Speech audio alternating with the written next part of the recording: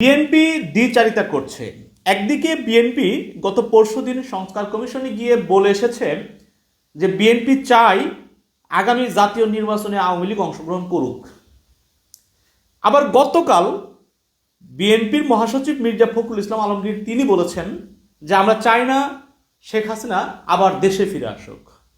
আরও তিনি বলেছেন যে আমরা চাই না আওয়ামী দুঃশাসন আবার ফিরে আসুক।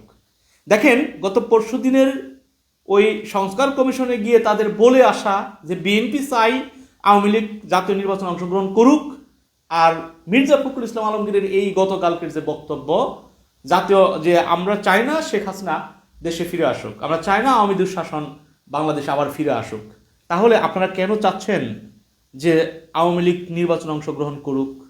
আপনি নিজেই চান না যে শেখ হাসিনা দেশে ফিরে আসুক, আপনি নিজেই চান না যে আওয়ামী দুঃশাসন আবার ফিরে আসুক, তাহলে আপনারা ওই সংস্কার কমিশনে গিয়ে আপনারা যে কথাটি বলে আসছেন যে আওয়ামী লীগ নির্বাচনে অংশগ্রহণ করুক, ঠিক আছে, এটা আপনারা চাচ্ছেন, তার মানে হচ্ছে আপনারা বাংলাদেশে নতুন করে আবার যে আওয়ামী দুঃশাসনের পথ সেটা কিন্তু আপনারা ওপেন করে দিচ্ছেন।